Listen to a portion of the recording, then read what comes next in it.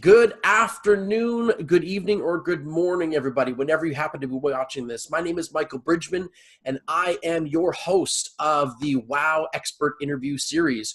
So WOW stands for Words of Wisdom.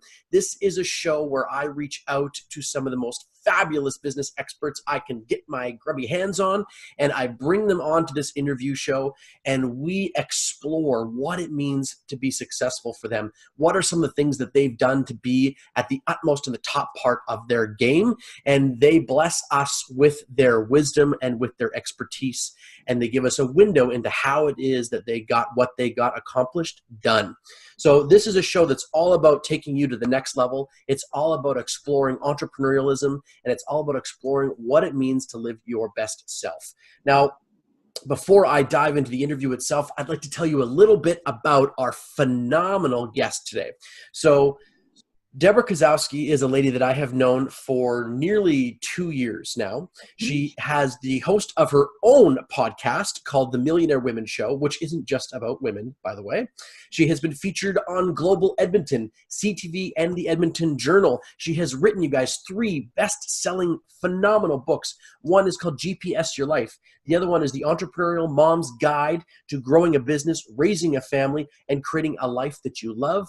And her most recent book, and which is something I've read a little bit of, which is absolutely fabulous, I gotta finish it, is called Let's Be Curious. It's all about making sure that you're asking the right questions to get the answers that you really want to help live a fulfilled life. She's a keynote speaker, you guys. She has workshops, courses. She comes into businesses and she helps them go from struggling all the way to planning a massive amount of action. She is not only that, but she's also a beautiful philanthropist, a wonderful mother, a 2-time triathlete, if I'm right, I think, Debra. And she has developed an entire portfolio of incredible services for both business owners and people that is all designed around helping you live to the utmost, helping you not only live a great life, but know that you're planning out exactly what you want, exactly what you're looking for, and being able to carve that beautiful vision of what you want out of your life into reality. So this woman has an incredible reach. She's just blessed me with her wisdom many, many times over, and she gets to do that with you today. Can you please help me give a massive, warm welcome to the WOW interview show, Miss Debra Kasowski. Thank you for joining us today, Debra. Wow, I'm just going to need to bask in that a little bit longer. Michael, that's pretty phenomenal intro. Thank you so much for having me on the show, and I'm excited to share some of that wisdom with your guests so that they can live a life that's rich from the inside out. Yeah, totally. So, Debra, let's dive into this. We were talking just a little bit before we started the recording here about asking questions, and I think this is a great launching point here because this is your most recent book called Let's Be Curious. So we'll jump into how you got to where you are in just a sec, but frame us up a little bit about why you believe that questions are so darn important. Well, questions get you to exactly where you want to go. And I think so often I've run into people that they used to ask questions. And when you think about children, they're always asking, why? And I think at some point people have been shushed or told that they've asked dumb questions or not to ask stupid questions. And then suddenly, they start retreating in themselves and not sharing and asking the questions that they need to get the answers that they want. Because truly, I believe that the solution that people seek is in the questions that you ask. And one of the things to remember when you're asking questions, you can have a starter question. It doesn't mean it's a one question and done. You need the right question to build off of so you can continually ask questions till you really dig down into exactly what you want. So when you have those, you can make better decisions. You can have better relationships by coming from a place of curiosity. So often we're making judgments, we're making assumptions, and I like to say that people are getting their best exercise from jumping to conclusions. So instead of doing that, ask the question that you really want to know. Totally, right? That's great. Because I think you're totally right, Debra. Don't we get wrapped up in this weird world of almost prejudging the fact that we even have a question, therefore we never ask it and we never progress from that point? Absolutely. We get stuck in this place of what are people going to say about me? What are they going to think of this question? Maybe this question's already been answered. Right. Well, if that's the case, we could just Google the question and come up with the answer and not need to ask anybody anything. But here's my experience with working even in healthcare. You have to be careful where you get some of that information, and that's why I'm excited about talking about credibility and being online, is that you want to get information from people that you know, like, and trust, but that knowledge, if it's healthcare, you want it to be evidence-based, because some of these solutions that people are providing online can get you into trouble, right? And it could be a health risk, it could be a number of other things. So you want to be able to verify some of those resources so that you are not put in a position of risk, but you are at the same time getting credible information that you can launch and leap into your entrepreneurialism and into different realms. Absolutely. Okay, perfect. Well, that gives us, I think, as an audience, a really, really profound insight into what drove you to do what you're doing. So let's dive into that for a second, Debra. Tell us a little bit about how it was that someone who has a degree in nursing finds herself suddenly in the entrepreneurial world doing business coaching and keynote speaking and developing courses and workshops. How did that leap happen? Take us through that, because I think that's an important window into exactly what it is that makes Debra Kasowski tick. Yeah. So there's a number of things, but one of the things when I think about my signature presence, or where that golden thread, everyone has different events in their lives that have joined with a golden thread that bring you to where you are right now. And one of my earliest pivotal moments was when I was about 8-9 years old.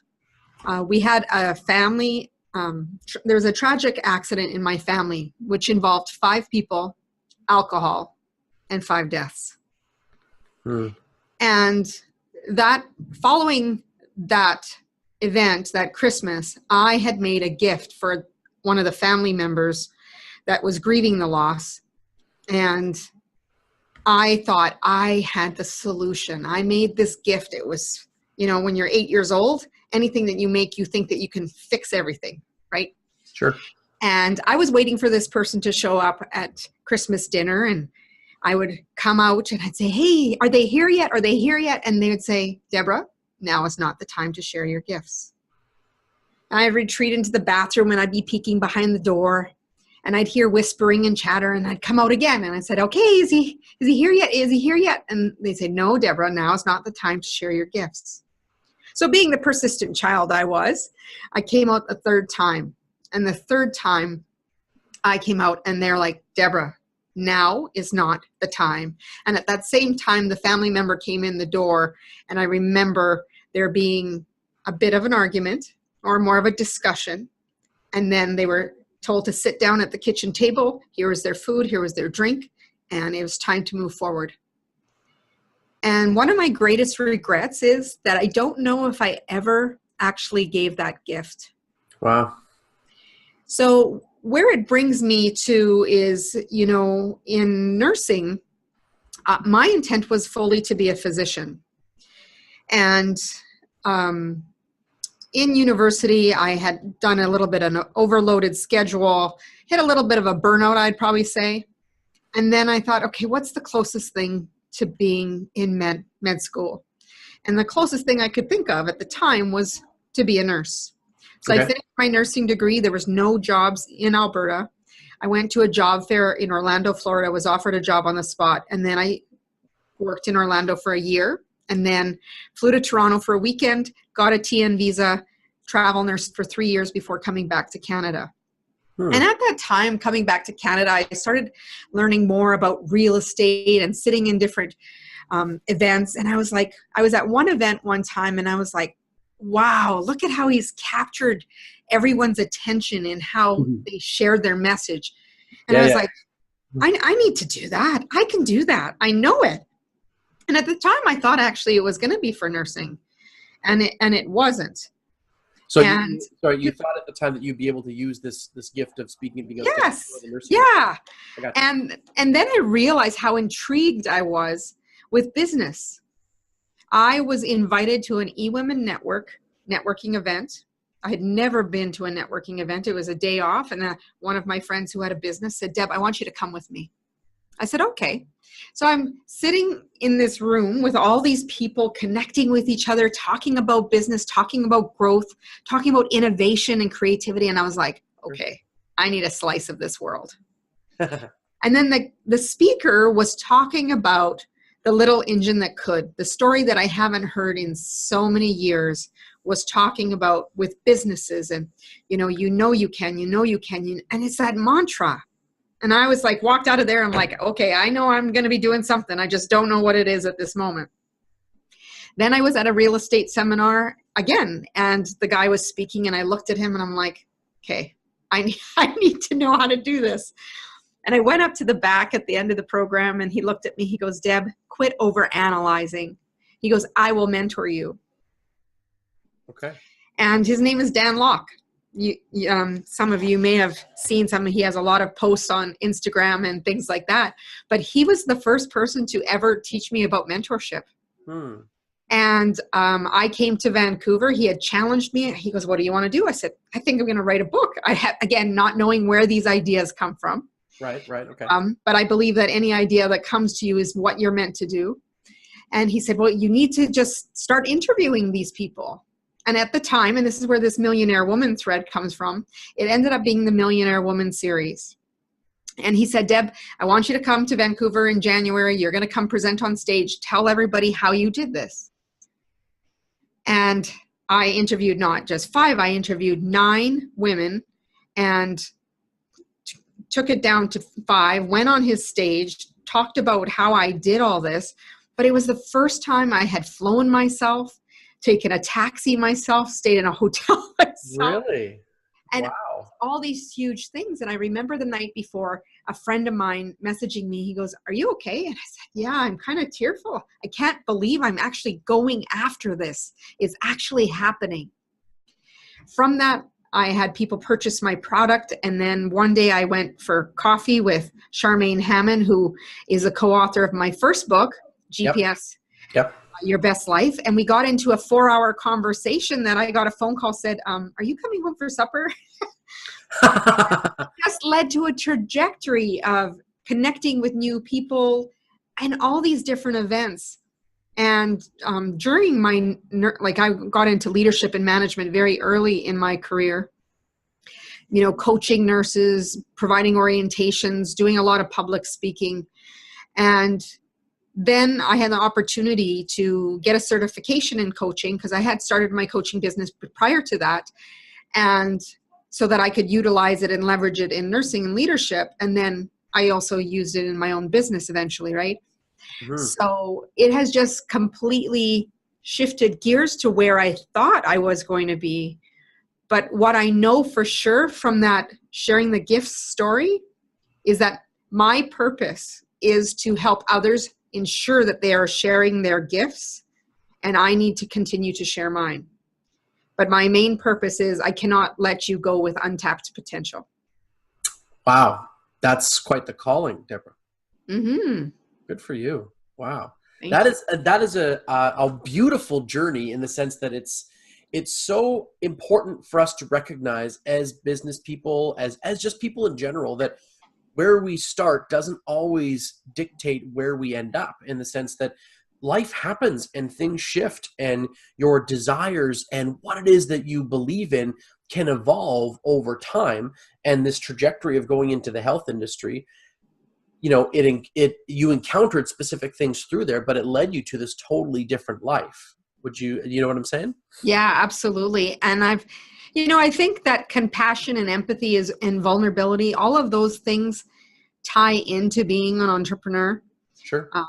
I think we need to appreciate where people are at, because we are doing business with people and they're sitting in what they view as problems. We see them as an exciting opportunity to be innovative and creative. Mm-hmm. And that we can provide a solution to that, because to be a successful entrepreneur, you need to be solution focused, not problem focused, because what you focus on is exactly what you're going to get more of, right? Yeah. And that's where that posing the best question comes into play, right? Absolutely. Better questions. How do I solve this, rather than why did this happen to me? right? Yes. That's one of the questions that happens so often for people, isn't it? That they go, why did this happen to me? Rather than, okay, how do I move forward from this? How do I learn from it? How do I change this challenge into an opportunity? How do I do something with this? Their Mm-hmm. question quite often by instinct is, gosh, why did this happen to me? Why am I the one that got blanched with this? Why am I suffering, right? This is where I want people to shift that question. If you start focusing on a why question or a how question, you've just got yourself stuck.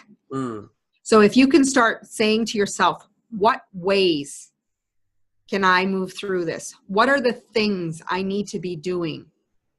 right. Who do I need to be? What do I need to do? What do I need to have? Because when you get in the why, Mm-hmm. it kind of gets into that why is me. It kind of can pull you into a victim mode. Sure. So even if we're thinking, why did this happen? Shift the question to, okay, what worked? What didn't work? What am I going to do differently? The what question is going to stimulate your files in your brain to, okay, let's look for the solution to the what.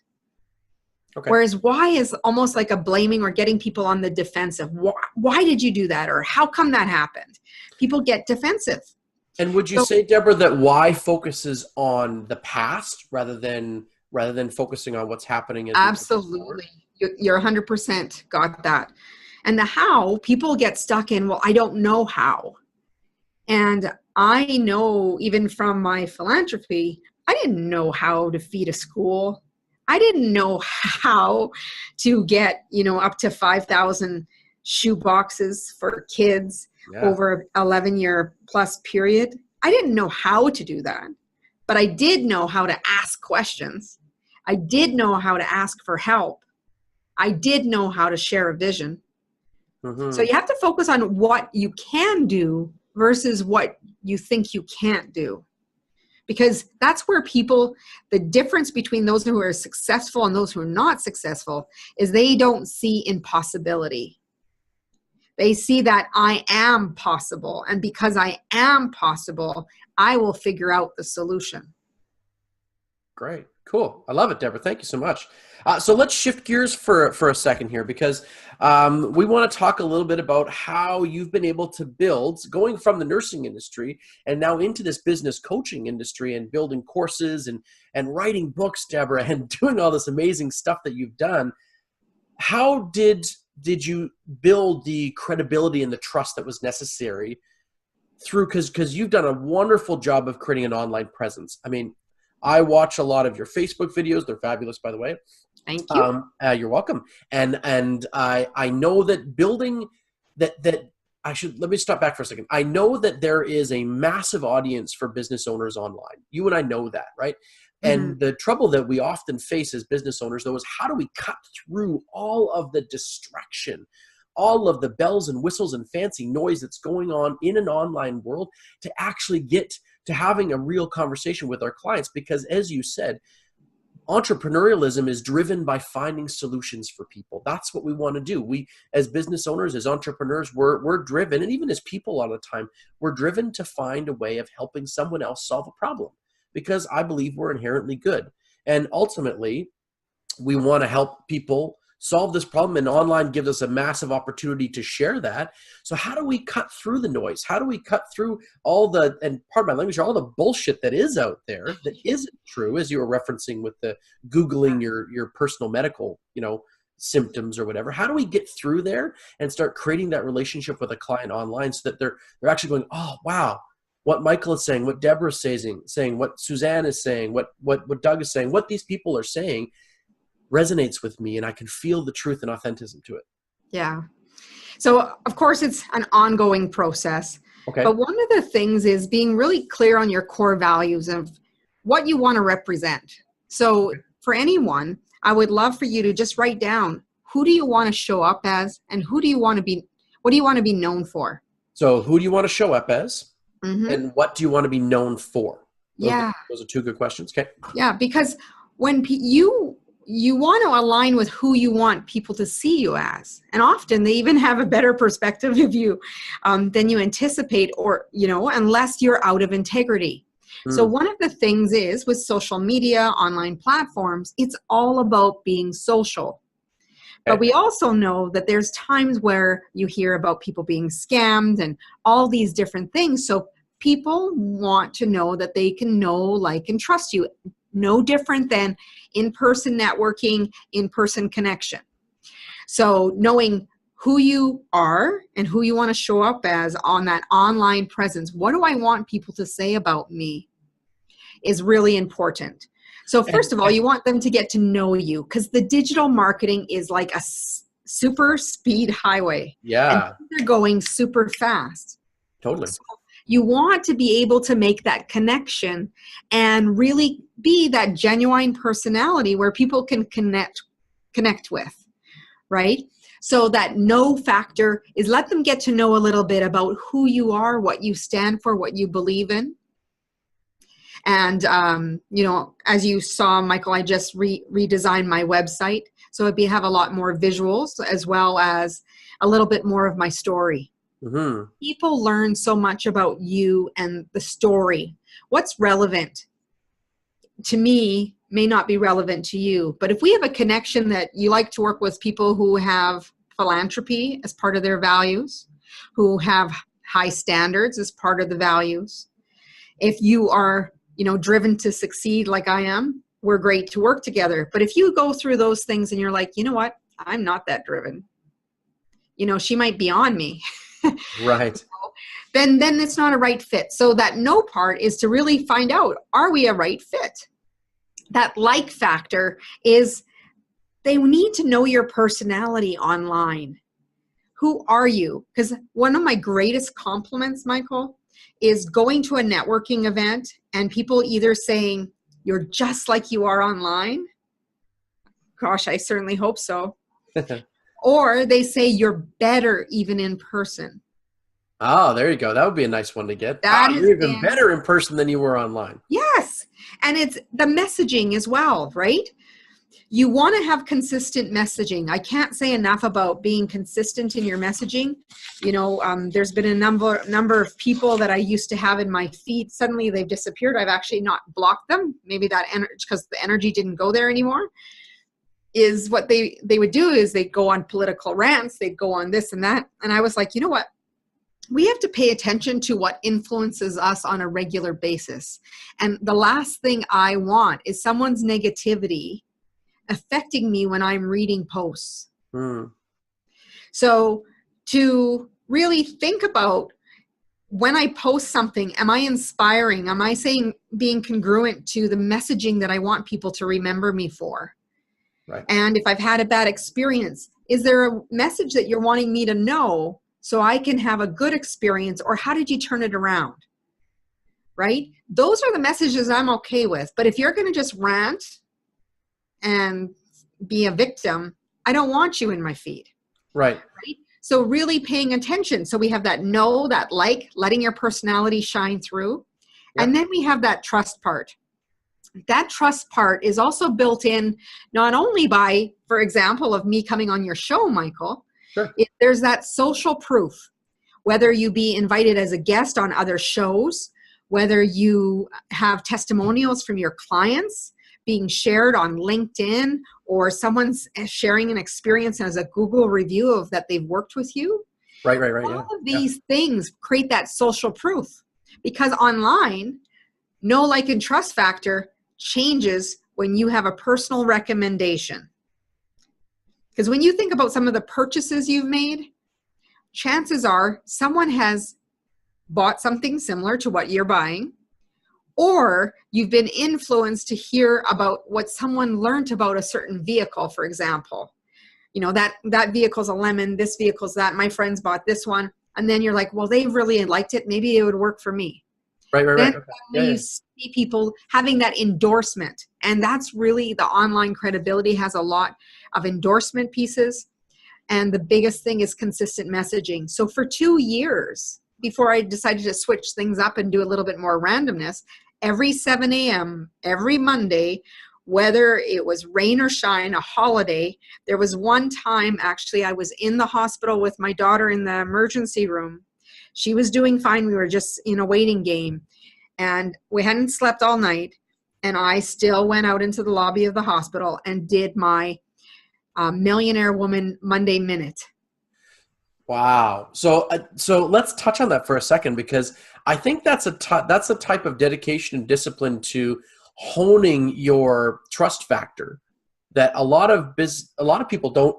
They would never do that, right? They wouldn't get to that level of commitment, Deborah. So that level of commitment to the discipline of showing up rhythmically, how much do you think that affected your trust factor and therefore your credibility factor in the eyes of your online audience? You know, I maybe haven't thought about it as much as you just mentioned, but it made me suddenly think of, you know, when you commit to being part of programs or you commit to doing something, it's all in, right? And I made a commitment to myself, because we often cancel those commitments to ourselves quickly. Yeah, absolutely. Versus having a commitment to other people. Sure. So when I made the commitment that every Monday that I was going to do this, I made a commitment not only to myself, but I made a public commitment to all of my followers and those soon to be followers online that I would show up. And for some people, that's what got them going every Monday of the week, right? It got them jumping out of bed for those, 104 weeks that I did that straight until I went to random. And now they still look for them. They said, those messages came at a perfect time for me. Interesting. So then, Deborah, like, if that's the case, right? I mean, what do you think? How do you think that helped you personally too, to have that type of discipline that was necessary? How do you think it affected your ability to know you could do it? Like you could not only commit to it, but you could also have the discipline to see it through. How did that make you feel, you think? It's amazing. When you put in that commitment to knowing that you're making a difference, following through on your purpose, the outcomes, I got detached from the outcome, because I learned many years ago, I was working with a coach at one time, and I had been doing public speaking, and I always thought that if nobody came up to me after the talk, I must have failed. Yeah. And it wasn't until the coach gave me a perspective that said, you know what, Deb, let's just average ballpark, but 50% of those people are introverts. They will never come up to you. Right. Okay. The other 50%, they're extroverts, but because they don't know you or they're not jovial or whatever reason, or they came with someone, they're just going to talk amongst themselves. I'd get great evaluations, but I was like, how come nobody's coming up? And then she said, how many people do you need to come up to reinforce that you're good? And I was like, wow. And I said, well, all I need to do is ensure that I'm making a difference in one person, because that ripple will be the difference. So the next time I went to a speaking engagement, I just totally went, spoke from my heart. And one girl came up at the end in just complete tears of how that message impacted her. And then I was like, that's it. That's all it takes, is that one person. If I commit to my mission and what I'm supposed to do in life, that purpose for one person, or maybe the introvert who went home and maybe shared it with their family or wrote it in their journal, I could have made a big shift in somebody. But you're not always going to know about it. The other thing I learned is that there's some people who are external processors. So they need to talk it out. And as they talk it out, they hear their answers.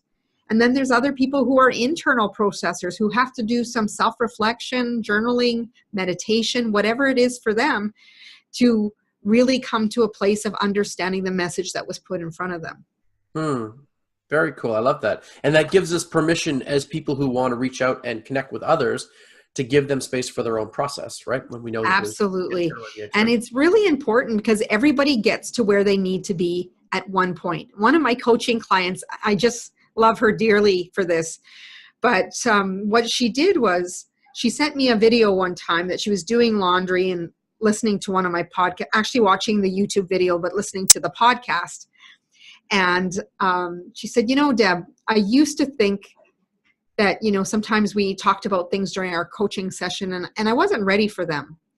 But now I'm vacuuming the house and I realize I don't have aha moments. I have a Deborah moment. I have a moment where all of a sudden it clicks in that, we talked about that. And now I'm ready to receive that message. That seed had been planted. Oh, I see Doug has had those moments. I hope. Yeah, for sure. They're very powerful. And it's like, man, I wasn't ready. But now I hear her. I hear her voice telling me this is the conversation we had.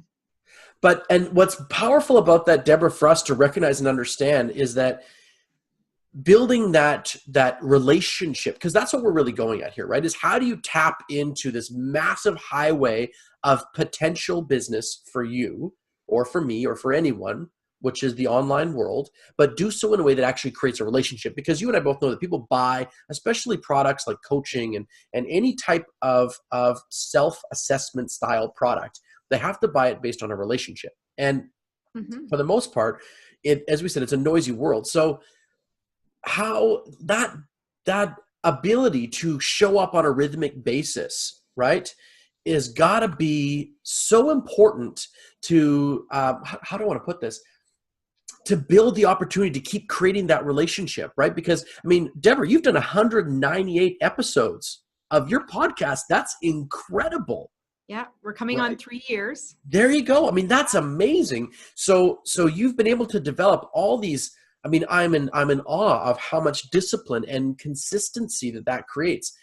But if you think about those clients that are perhaps listening to you online or anything else like that, can you go into it for a second, how you think that affects them when they know that you rhythmically are there, that you're consistently showing up, that you didn't just come up with a concept and you're explaining it and then you're gone 3 weeks or 4 weeks or 6 weeks or 6 months later, that they can trust that you're there spreading what it is, your message, and pushing forward with what you have to offer. How do you think that affects the client on the other side? Even if they're brand new to you, if they see your podcast tomorrow, but they see this is the 199th podcast, how do you think that affects the client? Well, one of the things that I think it does is demonstrates that I provide value on a regular basis, that I'm not here just, and you know, a lot of my platforms that I'm offering all this value is really no fee.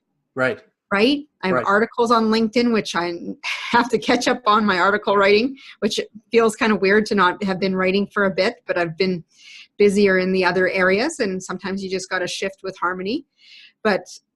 And the podcasting, you know, and opportunities of speaking and getting out in the community and doing things. But I think what it shows is I demonstrate value giving without expecting something right away in return. And I think there's many times that we suddenly have these pop-up of experts that show up, and, you know, maybe everybody's a coach or everybody's a speaker and everybody's this, and they're, you know, they're kind of, I'll work with you for a short time, take your money and run. Whereas I still continue to follow up with clients that I've worked with maybe 4 or 5, 6, whatever years ago, because I truly want to know how they're doing. And I would love for them to continue to learn from me and, you know, take value from me, because if I know if they're successful, I will be successful. That's awesome. That's and a profound demonstration, I think, for all of us of what living with a sense of abundance means.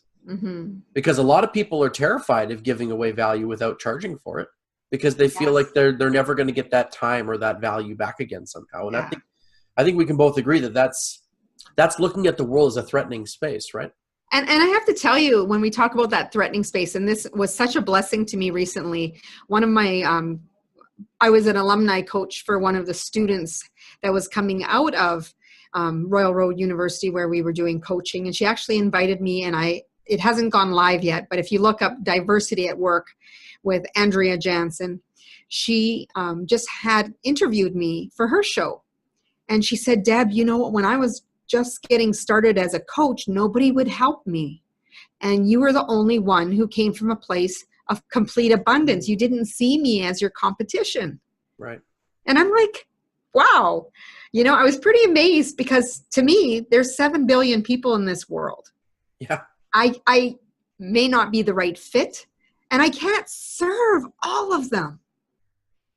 Right? And they may not want to be served by me. Yeah. Or they might need a certain message from me, so they can go on YouTube and learn from me. They can go on podcasts and learn from me. They can read articles. However they do, doesn't mean that they're going to work for me. But if I've provided value in some way to make people realize that that abundance is everywhere, I only want to work with people who are the right fit. I'm not going to chase you down. I'm not going to say, oh, please work with me. I don't do that. Right. If something resonates with you, of something that I've said to you, I would love to work with you and see if we're the right fit. But I'm not going to come from a place thinking, oh my gosh, that person's going to steal my client. Mm-hmm. If they're meant for me, they will be for me. Beautiful. And So, I want to help as many people get to where they want to go. And look, she's championing me on her own podcast. So I'm not losing at all. No, you're gaining by it. I love it. So I want to take us back to something that you said a little bit ago, because it resonated with me, and I'd like to just explore it for a second, because I think it has an impact on our topic for today. You said the word "my signature presence," and I love that. So can you dive in for a second, Debra, on what you mean by signature presence? So it was an exercise that we had to write up. What was some defining moment in our life, that signature present? What has made me who I am today? Right. And one of it was that story about the gift. Sure. The other one that has taken me many years prior to sharing is that when I was almost finished my nursing degree, 2 weeks before I was done, actually, I was working open heart recovery, all the bells and whistles and noises that you can hear in an ICU. Mm-hmm. A patient came back from the OR. Everybody was setting this patient up, and all of a sudden the bells and whistles got louder as we were all working together. And then all of a sudden I heard someone say, "We got to crack his chest. We can't do it here. We're going back to the OR." And as fast as he came in, as he was gone. Wow. And as a student, I was like, oh, all I could think of is, did I do something? Right? Because we're still that learner. Haven't had that experience of that happen. I've never had anything happen like that in all of my training. Mm-hmm. So he was gone. I pulled up a stool and I stared at the monitor. And when someone's on bypass, you only see the line. It's not a flat line. It's just that he's not on the rhythm strip. And I sat there for 2 hours just staring at the screen. Wow. Thinking, will I see that heartbeat? Is something that we did forced him to go back. And then a little while longer, my preceptor came and touched me on the shoulder. She's like, "Debbie, you need to go home." And I'm like, "I'm not going until I find out this outcome." And they're like, "You need to go home. I'm going home. There's nobody here to supervise you anymore." And I said, "Okay." And here I'm like 2 weeks from finishing. Mm-hmm. I go home, I put my pajamas on, put the blanket over my head, and I cried myself to sleep. About noon the next day, my instructor called and she said, "How are you doing, Deb?" And I said, I don't know if I can do this. I don't know if I'm meant to do this. And she said, "Deb, you only have 2 weeks left. You're graduating with distinction." Right. This is life and death situations happen in healthcare. You're doing well. And I couldn't hear those words. I couldn't hear those words because I thought, how am I doing well when someone had died? She had told me he had died, and I had completely lost focus. And then about an hour later, my preceptor called. And she said, "Deb, I went and talked to the doctors. I went and there's nothing we could have done. It was that with or without this surgery, this gentleman would have passed away."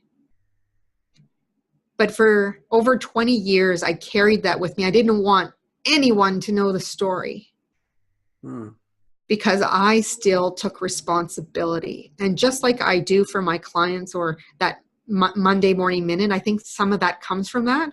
I take responsibility 100% for anything I put out in the world. And this time I couldn't do anything. Mm-hmm. But what I took away from that, and now that I share that message with people, is no matter where you are in your business, and if I work with you, I'm not going to give up on you. If we're a right fit, I am here to help support you until we figure it out. Mm-hmm. Right? And I think that's probably where most of that drive comes from, Michael, because now I have dedicated in my life to ensuring that the people are sharing those gifts and knowing that they can't give up. Because as you've learned in my story, I obviously graduated. Mm-hmm. Distinction. I worked in healthcare. I traveled nurse throughout the US. And I came back to Canada and I worked in leadership and management. So I didn't quit. And it takes a lot to not quit when you have something so devastating happen in front of you. Yeah, for sure. That's got to be, I can't really imagine what that process would be like to go through, but it's amazing to see how it's influenced you, Debra, and how it's given you such power. It has. But I tell you, when I started sharing in the business world, people are like, well, what is something that you can share vulnerable? And I was like, I'm not sharing that story. What would be one story that makes you really emotional? And I said, oh, not that one. They're like, yes, that one. That's the one. Yeah. And it was very challenging for me to be able to share that without feeling shame, without feeling that blame part. But I also have to remember that I'm not God. I'm not the universe. And I didn't have control over the outcomes. But when it comes to business, and coaching, I've learned that you need to put in the work. You need to put in all the efforts, and you need to still be able to trust a process, but detach from the outcome, because the outcome is exactly what it needs to be. Okay. And, people are like, oh my gosh, but I might fail. That's okay.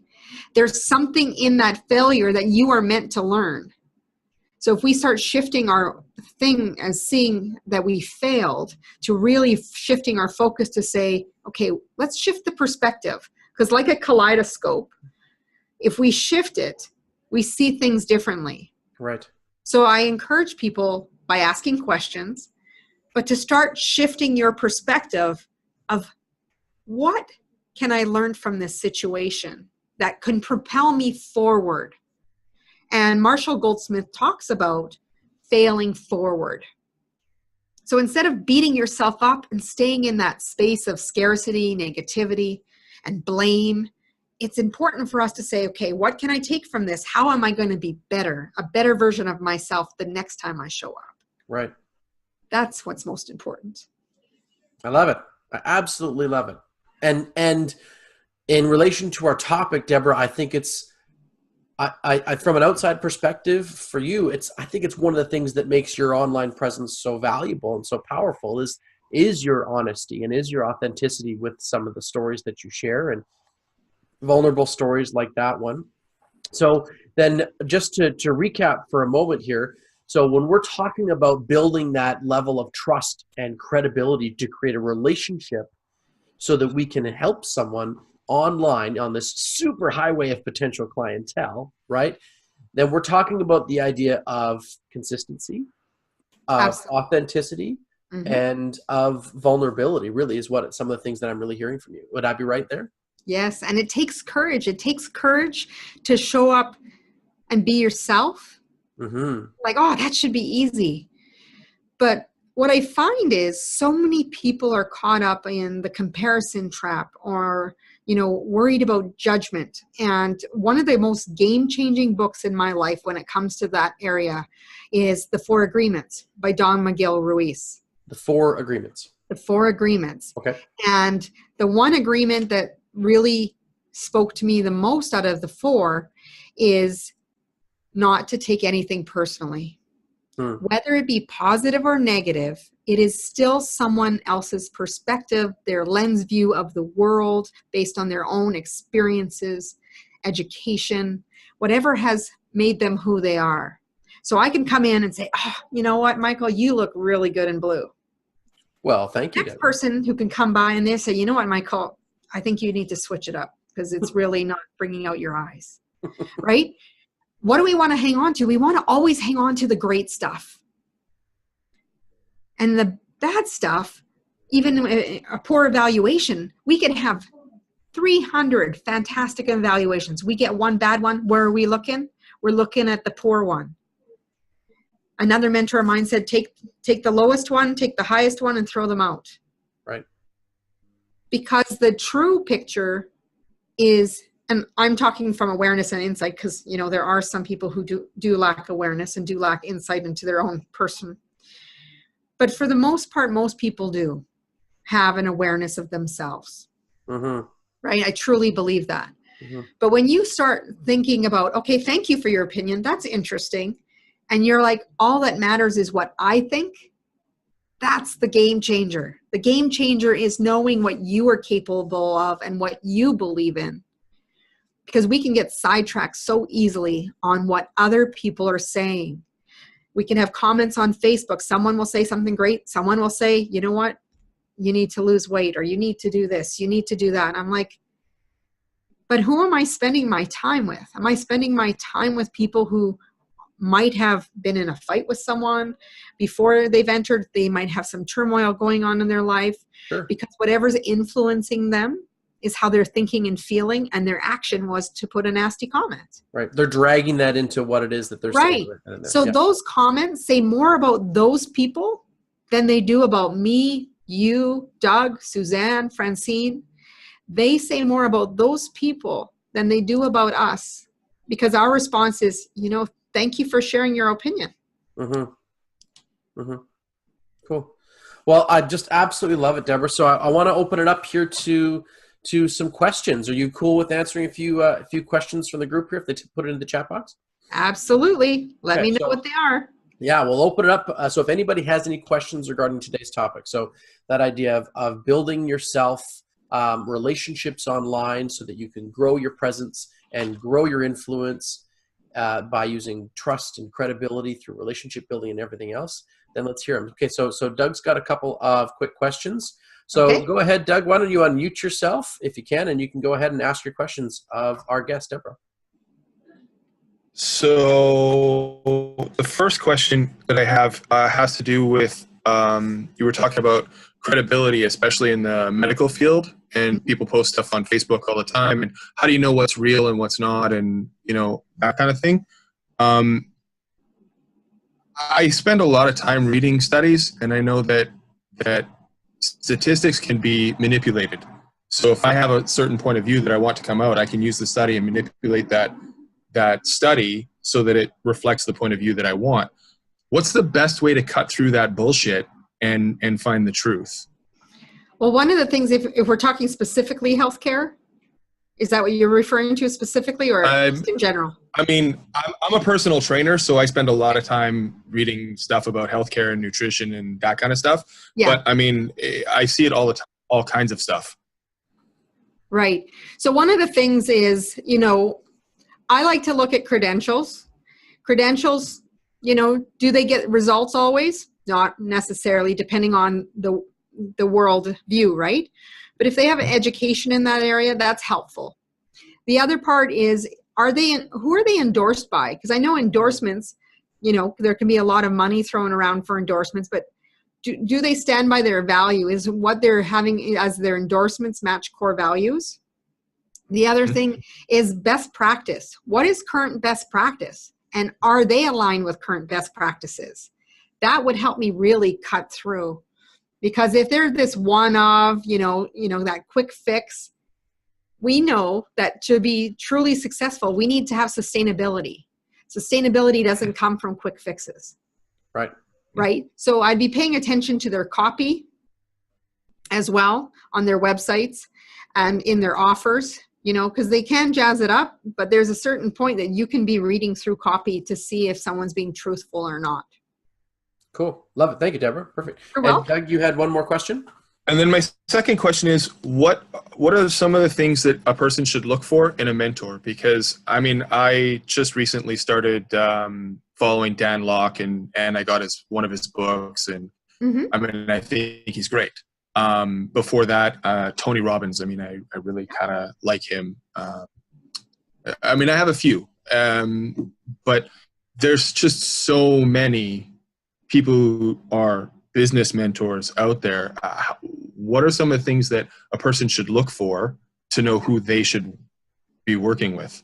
Okay. So when you're thinking about a mentor, if you're wanting it specifically for your personal training business or for anyone, if you're looking for someone even just for your life holistically, I want you to look at your life in all the different areas. So it could be finances, it could be business, it could be relationships, it could be recreational, it could be for entertainment.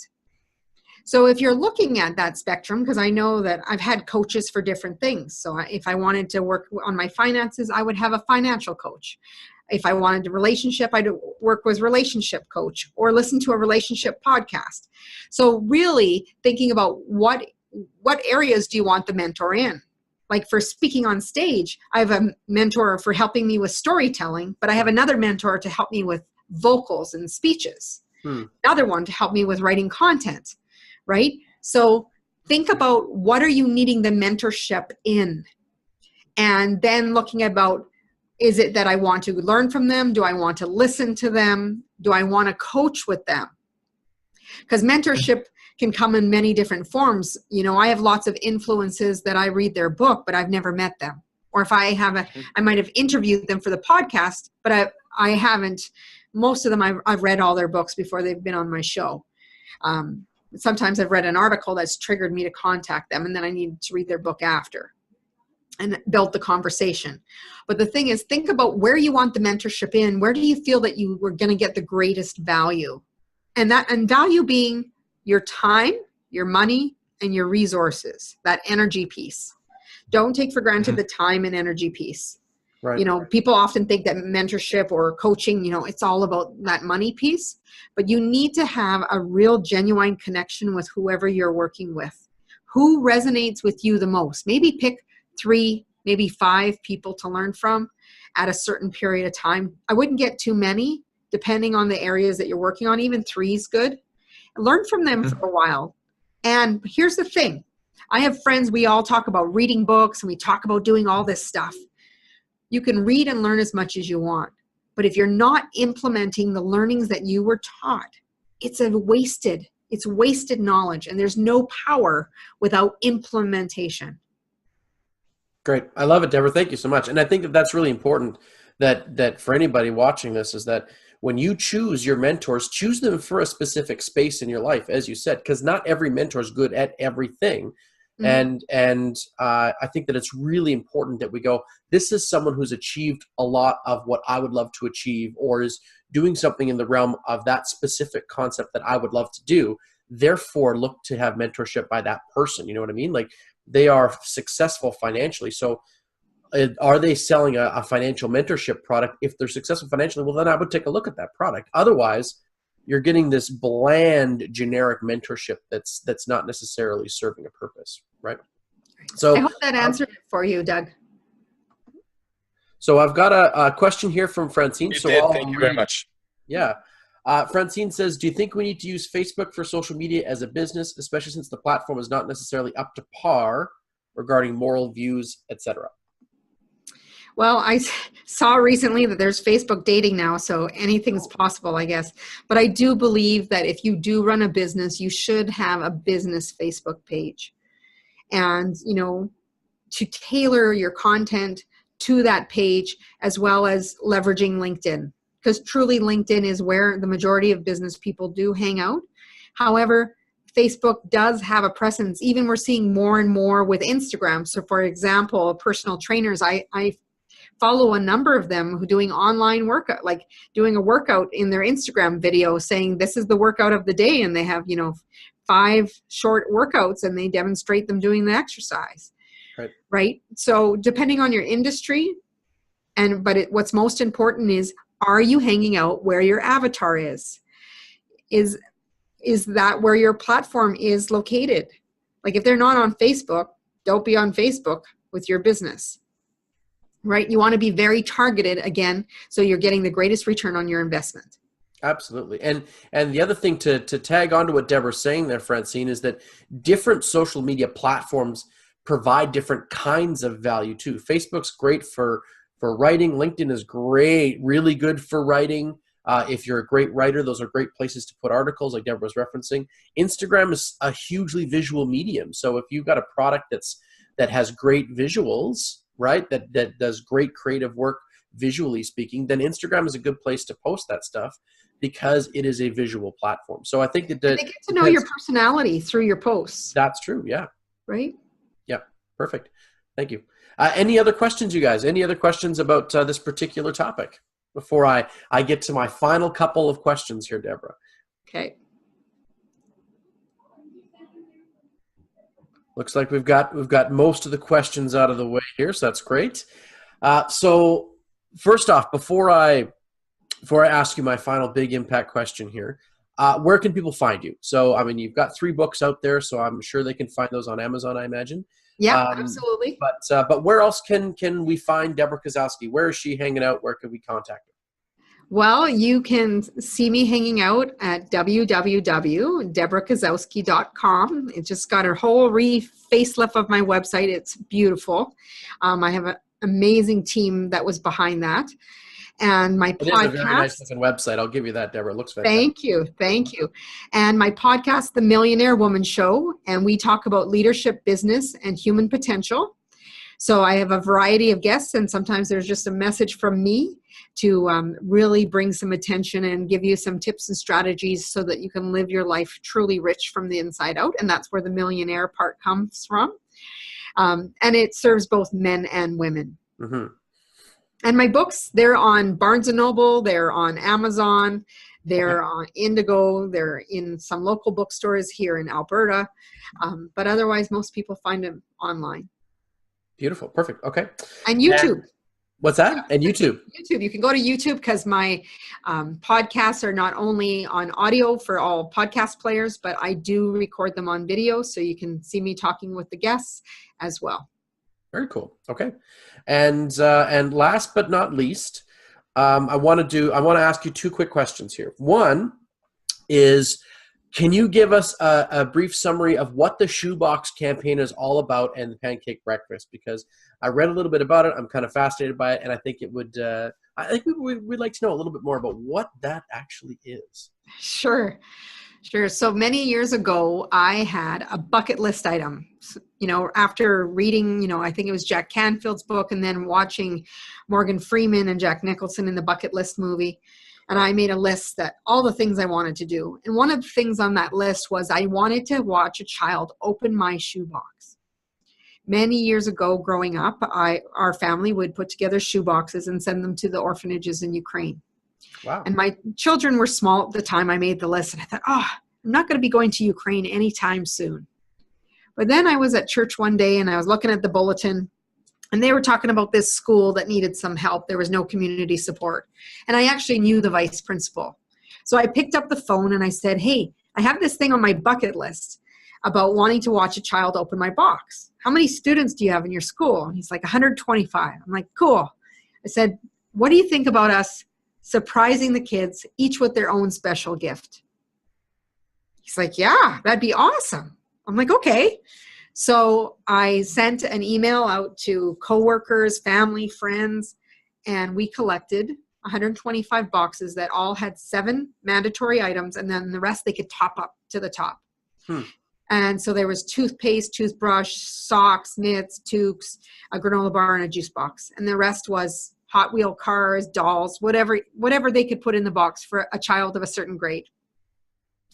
And what we did is we covered all of the presents with tarps, put them against the stage. We had a whole school sitting in front of us, and Santa came in and sang, we sang some Christmas carols, and then it just kind of flowed organically that we had a ho, ho, ho contest for the class to get their gift.